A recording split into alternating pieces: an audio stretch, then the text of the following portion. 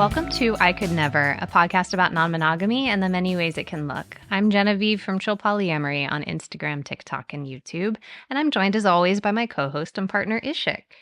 Yes, and ignoring any reports to the contrary, I'm definitely not a mannequin brought to life by Christmas magic. You know, I was wondering, so thank you for clearing that up. But I'm more happy than that to welcome our guest today, who is Lex. She is a social worker who might just be our first monogamous guest on the show. Hey. Thank you so much, Lex, for joining us today. Hi. Thank you so much for having me. Hi. However, You're so dramatic today. Feeling a little dramatic today. I was looking at the weather report earlier, and I saw an acute chance it being cloudy with a chance of vibrant vent. I love you so much. I That was hated it. awesome. Ooh, ooh. Hated No, that. it was so good. It was Okay, you're really gonna good, double and I down. feel really confident, and my cringing face is nothing but confidence.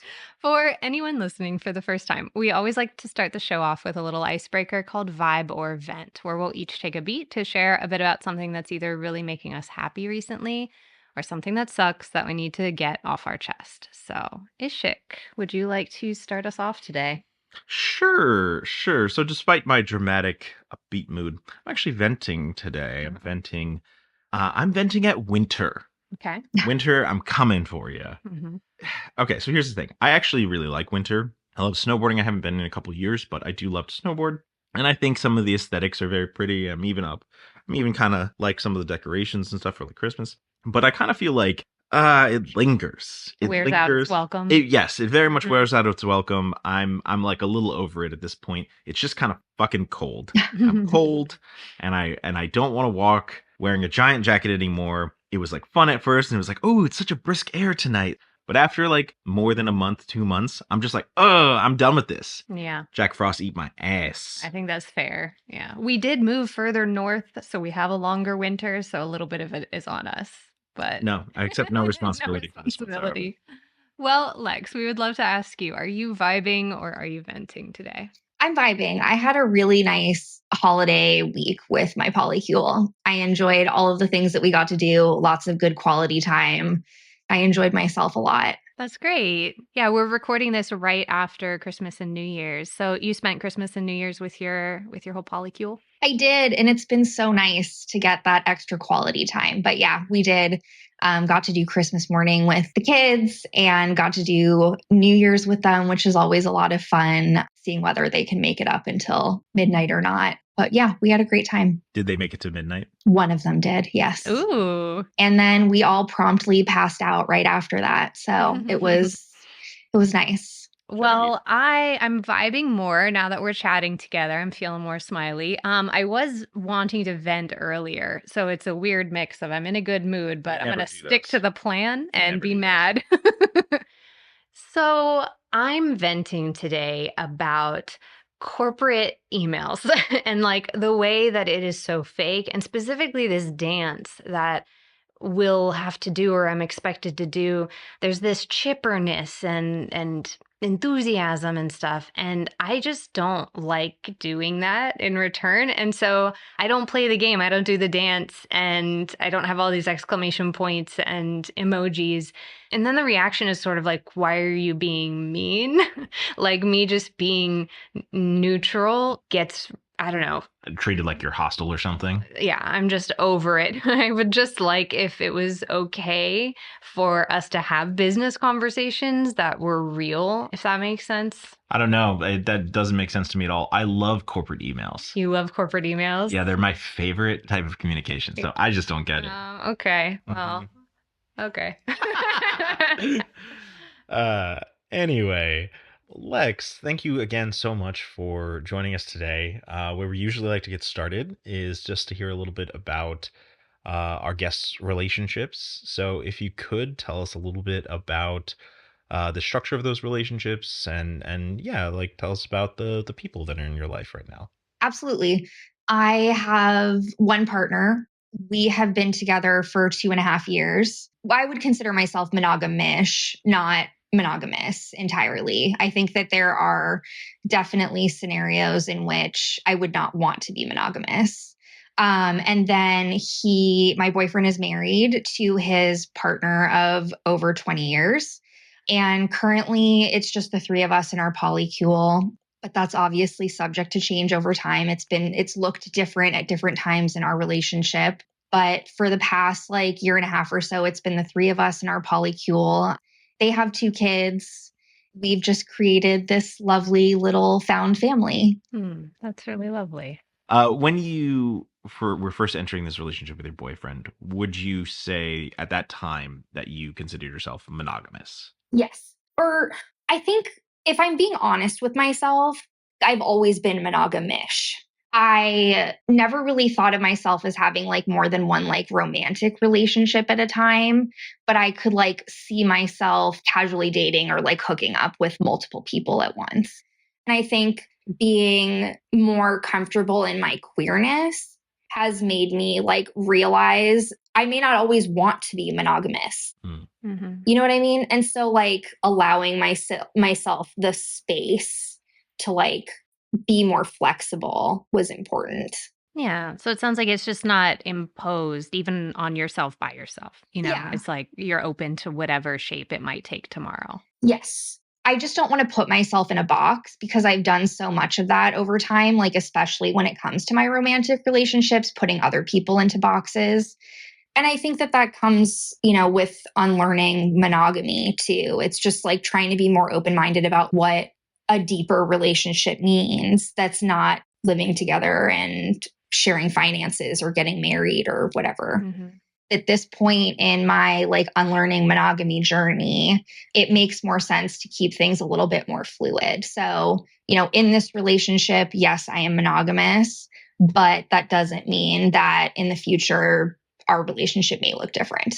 I was gonna ask about how you met your partner. Like, I'd love to hear the story of, how your relationship started and got to where it is today. Sure. So I met my boyfriend on Tinder, and I generally would swipe left on guys or just any person that had like ethical non-monogamy in their bio, just because it's not something that was really on my radar, even though I had like a friend that was in a very large polycule that was polyamorous, and I learned a lot from them about the relationship style. But there was just something that was interesting about his profile. He's also super cute. And I was just like, all right, we'll give it a shot and let's see if we actually like even connect. So our first date was a virtual date because it was still Omicron. So we were trying to see whether it made sense for us to meet in person. And it was like a 3.5-hour Zoom date, which was really lovely. And right off the bat, he was just like, hey, just wanted to make sure that you saw that my my profile says I'm, ethically non-monogamous, that I am married and I have kids. And I was like, yep, definitely saw that. He's like, great. Do you want to know how that works for us? And I was like, yeah, that's really great. I would love it if you could tell me like what this looks like for you and like what it is that you're also like looking for. So right off the bat, really great communication. And we just kind of went full steam ahead from there. I didn't realize that I was getting into like a relationship structure that is definitely not easy because, when someone's not just nested, but also is married and has kids, there are a lot of challenges that come with that. And we've just, faced every challenge together. And it's been really lovely to grow this like now almost 3-year relationship together. And I wouldn't change any of it. Did you have any particular questions for your boyfriend on your first or second date, like about how it works? Yeah. So, I mean, like, I think definitely, getting a better sense of like their relationship journey and how they came to this form of polyamory where, they're both dating separately. That was also like helpful understanding, like, there are people that come at non-monogamy from so many different ways. And so it just looks so different depending on who you're talking to, really. You mentioned that you used to swipe left on anyone who had non-monogamy in their profile. Was there something about the way he described his non-monogamy that felt like a green flag to you, like a good sign? I just appreciated the fact that he was so upfront so that there was no, crossed wires or misunderstandings about what kind of relationship that this could be. You know what I mean?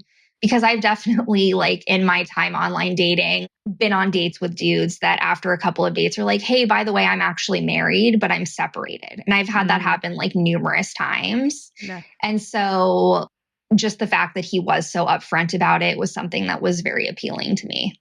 Sometimes I hear people talk about, if they're dating someone who has a really long-term relationship, let alone, these legal binding and children commitments and everything. But sometimes people will talk about like feeling intimidated, and feeling like even a self-imposed like desire to shrink. And I don't know, did anything like that ever happen to you where you were unsure of how much space you could take up? Oh, I mean, 100%, 100%.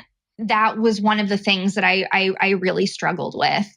I was also just like struggling to like find myself too, right? Like just in terms of my own personal struggles and like past romantic relationships. And so as I'm like trying to figure out where do I fit in all of this? How are we going to make sure that we're going to get a satisfying amount of time together, right? That works for both of us.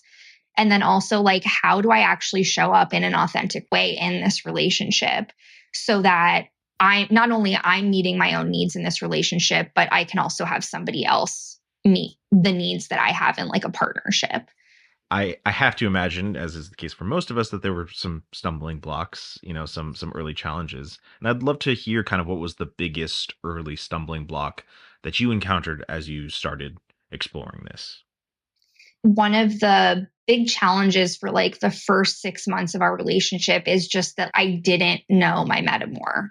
She was very much just an abstract concept, like a person that was on I don't want to say like the periphery of our relationship because that's not the right metaphor, but like, she was part of our relationship in some ways, right? She is the partner of my partner. And not knowing her kind of allowed my mind to go to very like jealous places and not always have the most empathy for her as like a person. And I found it really, really challenging to navigate some of that. It wasn't until I finally met my metamor, kind of demystified this other person that is part of this equation, that we're a lot more settled into our dynamic. I think that's a really relatable experience of just like when someone is an idea, it's so easy to project anything onto them. Totally. I'm curious, do you have an example? Like, I'd love to see the contrast of, like, you mentioned there were times it was hard to feel empathy for her, for example. Do you have an example of like when that was tough for you versus what it's like today? I remember we were supposed to have plans and my metamor wasn't feeling well and it just wasn't going to be an option for her to like have the kids by herself.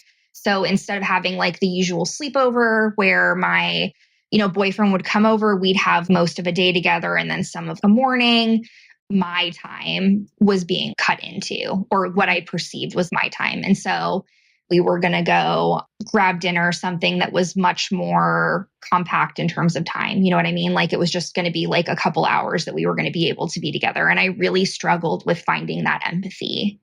As somebody that, empathy is very much a part of my job, part of my work.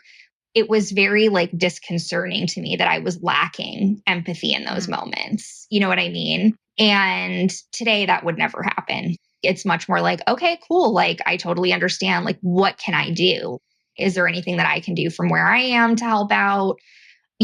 That is more of what it is, now. So it was just trying to figure out where I fit in this puzzle. You know what I mean? But we will always figure it out. Hmm. So you were saying that it was like the first 6 months that you hadn't met your metamor. Was that out of like a deliberate intention from your boyfriend to kind of keep things separate? Or was it just like happenstance, you just hadn't met each other kind of thing? I don't think I was ready, to be completely honest with you. I was terrified by the idea of meeting her. It really scared me. There's like no veto power or anything like that. But just the idea that like this person that's been in my boyfriend's life for at that time, like 17 years was just so anxiety inducing. Really, it was very scary.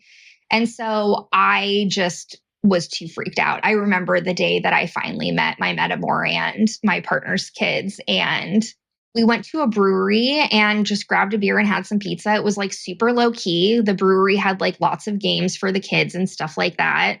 And I was like on the bathroom floor. I was so nervous. I was just like, oh my God, I'm going to like throw up. There's no way I can do this. And I had some friends that were like, yes, you've got this. And it was just like totally fine, and talked about like the most mundane things. And it was like so normal, It wasn't as scary as I made it seem. And then like the next weekend, my metamor was out on a date and I spent the night and got to hang out in my partner's space. And that's when I really started feeling more grounded in our relationship. Kind of just to sort of get some idea of what a typical week looks like. How do you kind of break down time between you and your metamor and your partner and kids, all of that? Sure. So, I am entitled to as much time of my partner's time as his wife is. Practically, it doesn't really work like that though, right? Because there are priorities that come with having kids, with having a nesting partner. So I see my boyfriend once a week overnight, very much in contact throughout the rest of the week. Recently, my metamor has also been spending a week a night at my apartment. So we just get to like hang out and have girl time where like we craft and do things like that. So that's generally what like a typical week will look like for us. Were there ever, especially in that first 6 months, I guess we could start with, were there ever any like growing pains with him about communication around planning or things like that? Yeah, definitely. There were times that I felt like they were the ones that needed to do the planning because they have the kids, because of, the different schedules and that kind of stuff, where like the planning would really need to take place on like their end. And then it would be communicated back to me like, okay, I can come down on Saturday or I can come down Friday. And so like I felt like those conversations would kind of happen like without me, without what works for like my schedule too. So I would find myself having to plan around what decision was being made about what time like my boyfriend would be available. And, there were definitely some problems doing things that way. And it was not easy. And it was very frustrating for me, honestly. We just had to like keep talking through it and be like, hey, as a couple with kids, there are a lot more variables on your end about what time is available, but my time also matters. Can we find a better way of trying to like schedule things where I feel more included in the plans, so that we're all like trying to work together to find time for all of our different things. Now we have a shared calendar, which definitely helps a lot. Yeah, it can make such a big difference. Like even if you don't love the final plan that you land on, if you're included in the decision making rather than being told this is what's going to happen, like that makes such a big difference. Yeah. And honestly, like now we've reached this point where my meta and I will just kind of figure out what the plans are for the weekend, and we'll just tell like our partner, like you'll tell him.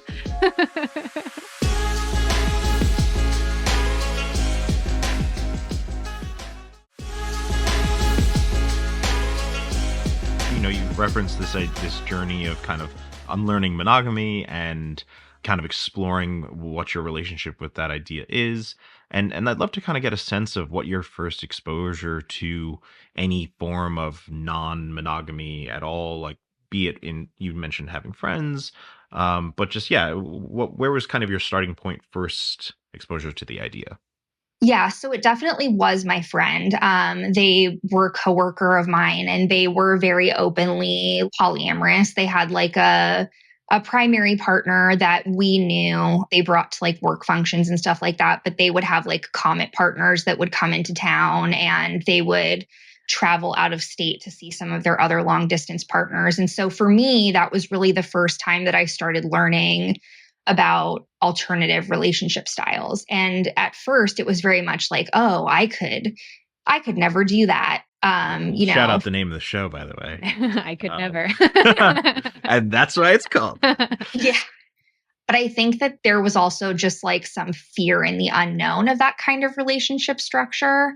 But seeing, my friend and their very large polycule network, they would do like D&D games. And I was like the only person that wasn't in the polycule that was invited to play like D&D with them. And just getting to see all of these different dynamics that are at play was my first like real learning experience about polyamory. I would guess, based on my experience and what I've seen online and from other people's stories, that it is definitely less common that in a kind of mono polyam adjacent dynamic, it is less common that the person who is monogamous or monogamish is not the like previous partner, right? Totally.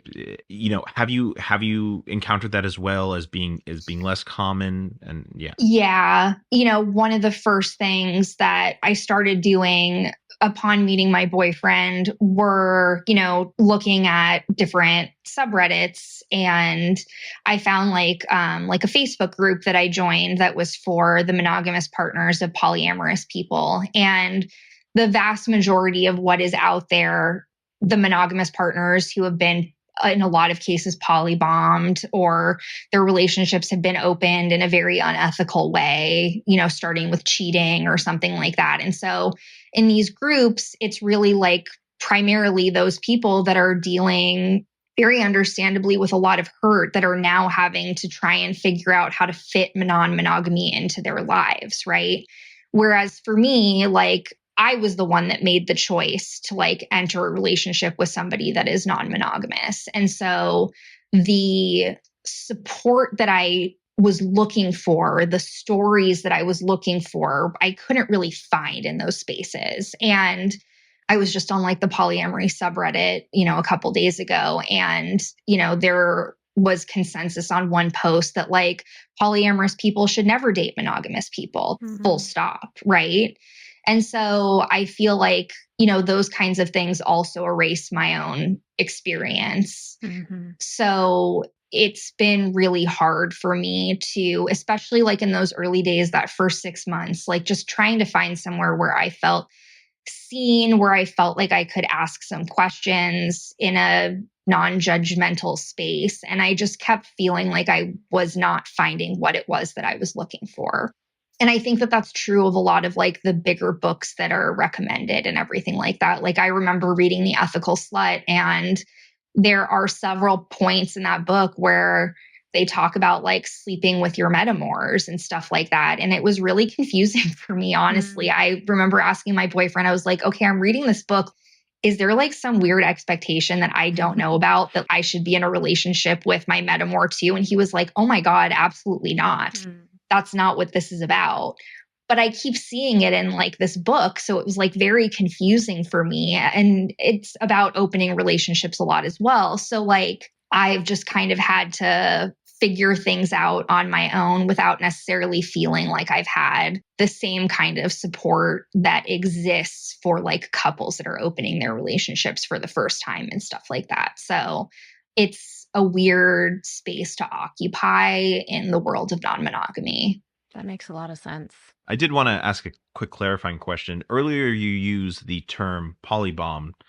For the listeners who might not be familiar with the idea, can you just give a quick definition of what polybomb is? Yeah. So somebody that like polybombs their partner basically just puts their polyamory on their partner without really giving them an opportunity to like even figure out what is going on. And in a lot of these groups, monopoly groups, a lot of the folks, their partner just says like, yes, I'm polyamorous now, or this has always been a thing for me. Like, I just never knew about it. And I have this new person waiting in the wings for me. Or they cheated on their partner and now they're polyamorous and they want to keep seeing like the person that they cheated on with. So like those kinds of scenarios. That I wish that was a lot less common, that a lot of people feel a bit pushed into a dynamic they don't want. But I also think it's important, that it's understood that that's not always what it looks like, clearly, right? Like, and I think the overrepresentation of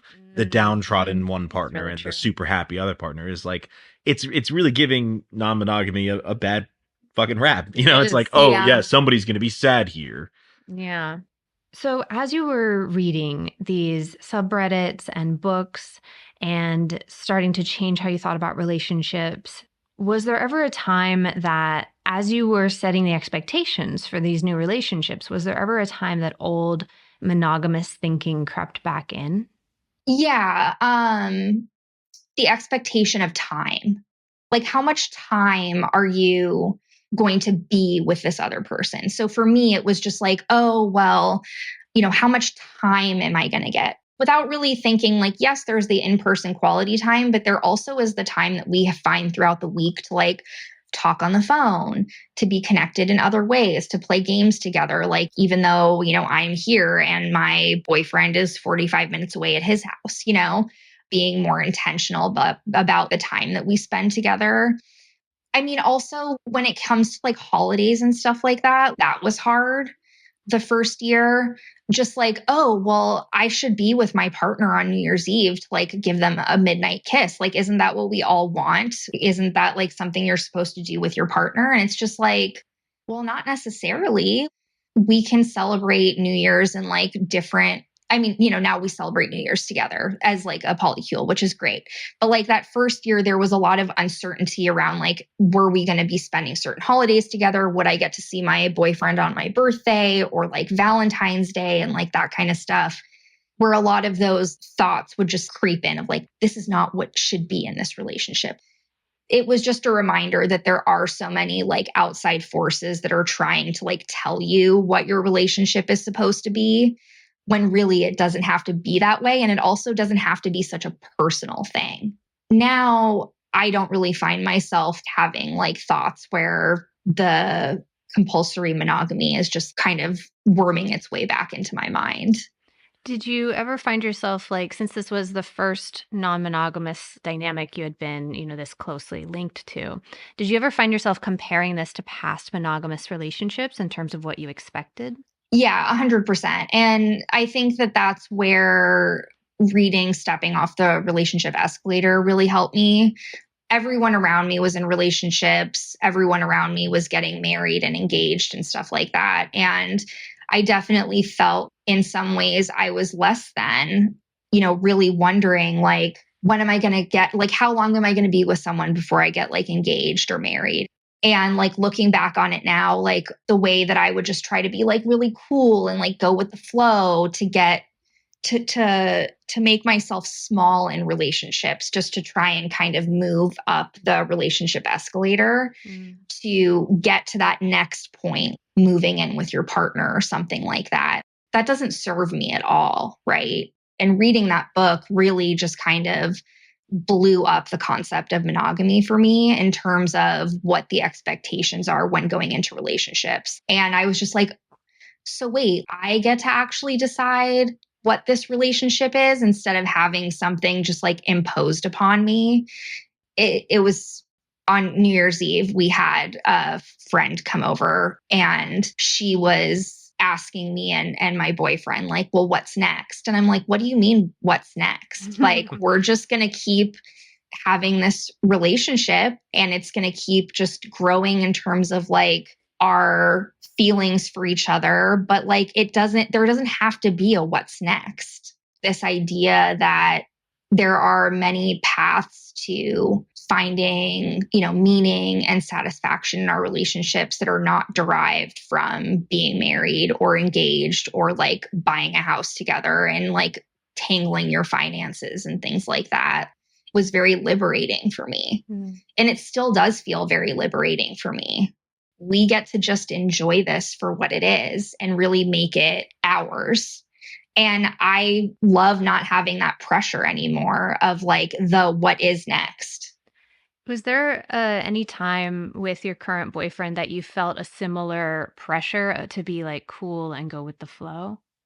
No, I left the cool girl at the door when I entered this relationship. And I was just like, there was no way for me to go into this relationship and be able to act the way I was in previous relationships. It wasn't going to work in this type of relationship structure. And so I'm not going to make myself feel small and pretend that my needs don't matter when I'm in a relationship with someone that's also in like another relationship. He has to be able to be like a good hinge, right? And I have to be honest about what it is that I need to feel fulfilled in this relationship, to feel satisfied in this relationship, to feel secure in this relationship. And I just had to, we started our relationship with a lot of open communication, and I just knew that I had to keep that going on my end as well. Mm.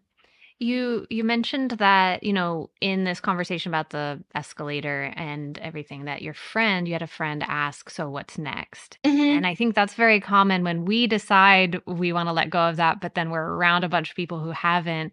Do you get questions like that often since this is your only partner at the moment? Yes, I do. There are some people in my life where I feel like I constantly have to like defend this relationship style from the I could never do that. Well, okay, I'm not asking you if you can. I'm literally just talking to you about my relationship with this person. You know Yeah. what I mean?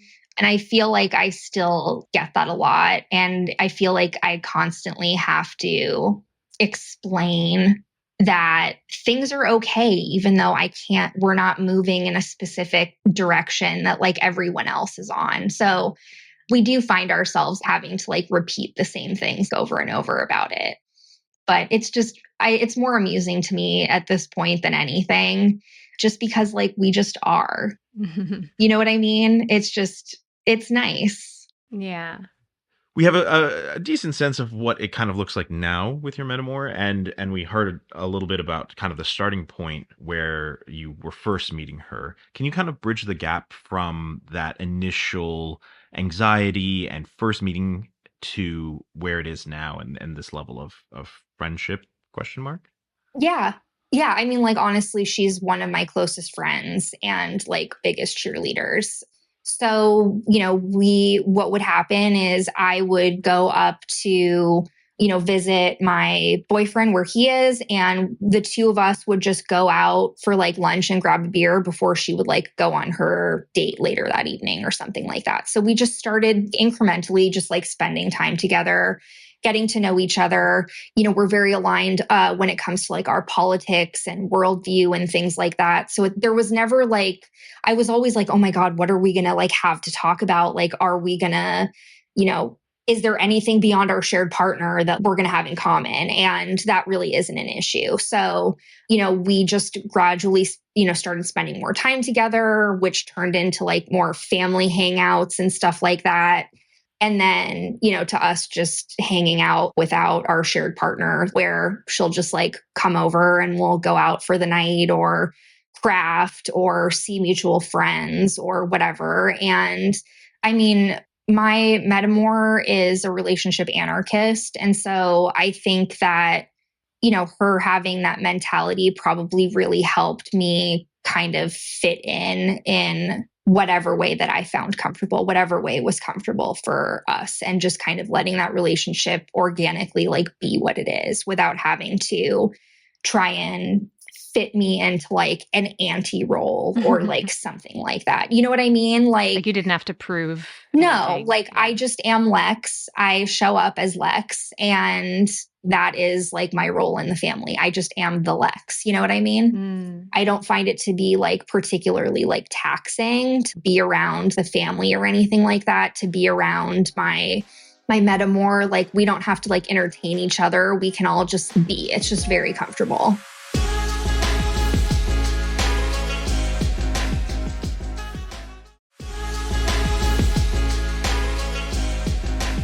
So we heard a bit about your polyamorous friend who is helping you a lot, but I'm curious, how did you bring up, if you've brought it up, non-monogamy to the monogamous people in your life? Yeah. So the first person that I talked to openly about it with was my sister. She had a frame of reference. She had somebody that she went to grad school with that was queer, non-binary, and polyamorous. And I was like, okay, this is checking just a lot of boxes for me right now. So we can just, you have a frame of reference for like all of this stuff. So, she was really accepting about it. It took me significantly longer to tell my mom, who was not really understanding about the relationship style itself, but was more concerned about like me being happy and treated well. And if, as long as those things were true, then like she didn't have to understand, what exactly this was about. But it took my dad, took me almost the entire first 6 months of my relationship to tell my dad, because I knew that he was going to be the most judgmental about it.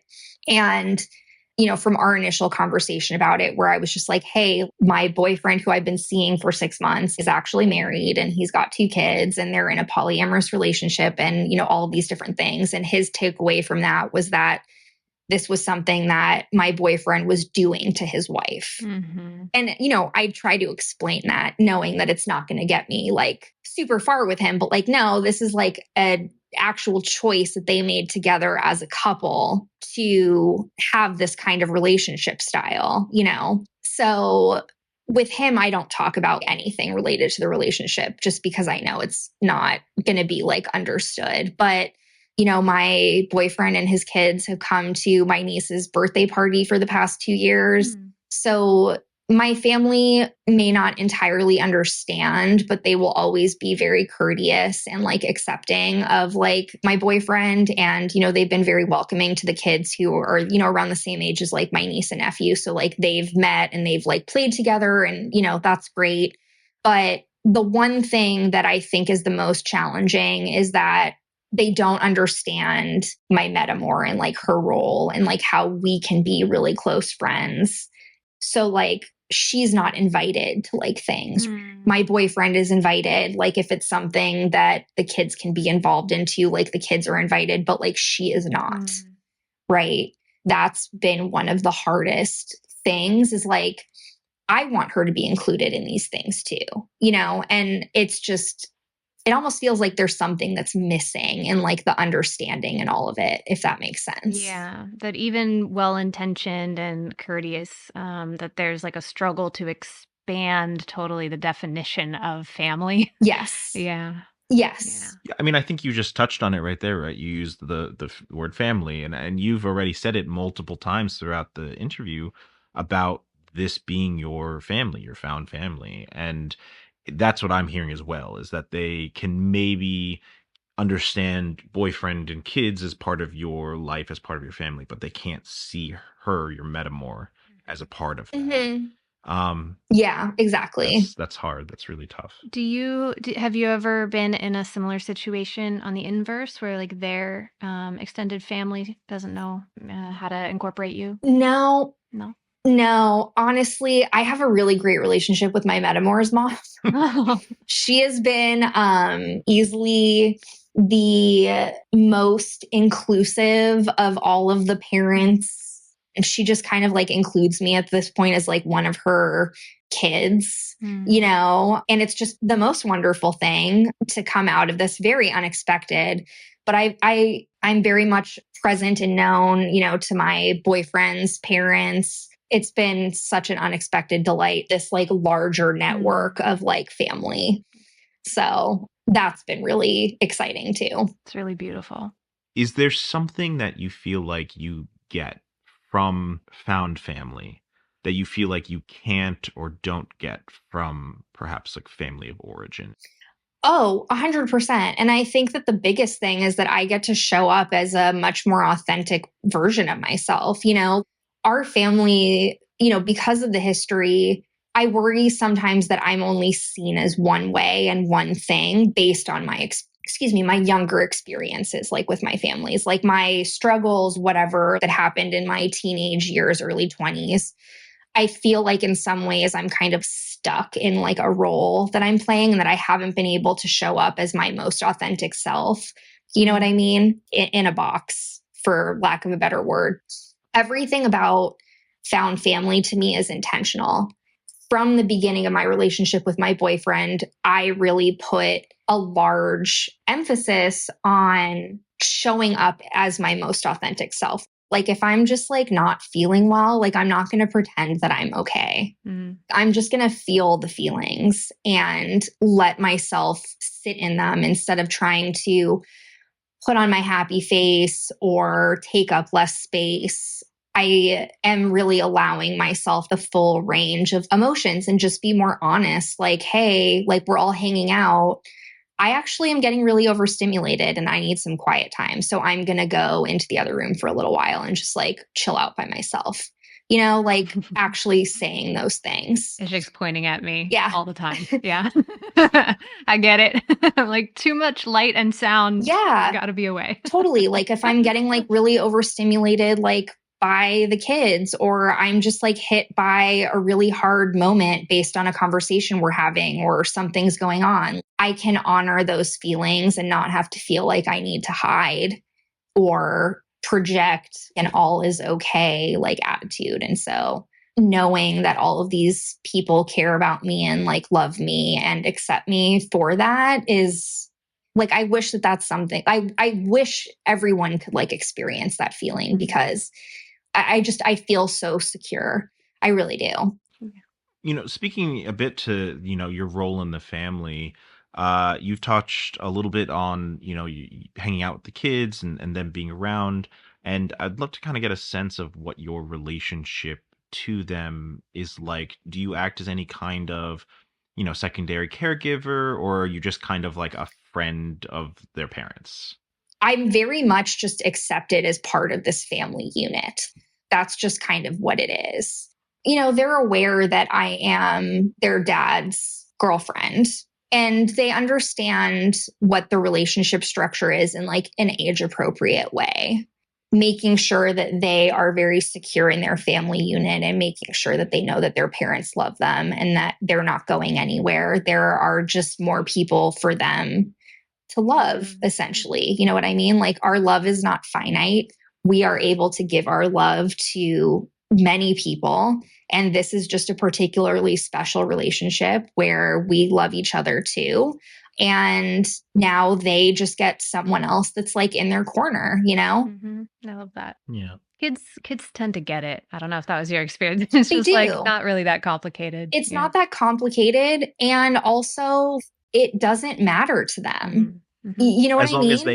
as long as they feel secure and loved and like Yeah. their family is okay, like, yeah, they're like, okay, sure. Mhm. Yeah, cool. We just get like another person in our lives, and we just did like our third Christmas and like New Year's Eve and everything, and it's been so wonderful to get to like watch them grow over the past couple of years, and just I feel like they're turning into little adults, but just see how they're growing over time. It's been such a wonderful thing to be able to be a part of. Sometimes we hear people bad-mouthing non-monogamy, saying that if you have extra partners, it's bad for the family and bad for the kids. And I know that to not be true. You know that to not be true. But I wonder, is there an example of, some kind of challenge or hardship that really showed that having extra people in your life was a great thing? I would say like one instance where like this kind of extended family unit that we've created really, worked in a scary time is, my partner, my boyfriend was in the hospital. And so me and my metamor had to kind of figure out, okay, like she's the one that's going to be helping him like in the hospital. It's his wife. She's going to be able to be more included in like what's going on with the medical stuff than I am, which is fine. And so, I was at the hospital while she got the kids situated, and then she came back and I took the kids for the day and made sure that I could get them home and watch them until, my boyfriend and metamor had come back from their like medical appointment. But that's how we kind of like divided things up. And it worked really well. The kids were with somebody that they really trusted during a very scary time. And we were just able to kind of come together and figure out what made the most sense to make sure that my boyfriend was going to get the care and attention that he needed and that everyone else was going to be okay. That was really sweet. I like that story a lot. Sorry. He's tearing up. I'm not tearing up. I'm very stoic. It was, it was a very scary moment, but it's like once we had gotten over that, it was just like, you know what? This just makes sense. This just works. Thank you again, Lex, so much for coming on. Thank you. Yeah, we're just really happy to share the kind of story that you wish you saw 3 years ago. We want that to exist. So thank you for offering that today. Yeah, definitely. One of the kind of goals of the show is to, see those gaps in the stories being told and really put them forward. So thank you. Seriously, it's been awesome. So happy to be here. And if you are looking for more non-monogamy content, Genevieve, as always, is on TikTok and Instagram at Chill Polyamory. Also on YouTube, where she discusses non-monogamy in film and TV. So you can support those projects and this podcast directly on Patreon. And there you'll get early access to videos, private polyamory stories, live question and answers, and an option for one-on-one peer support. So that's patreon.com/chillpolyamory. This has been I Could Never. And for everyone listening, remember that just because you've never done something before doesn't mean you can't do it. Bye. Bye.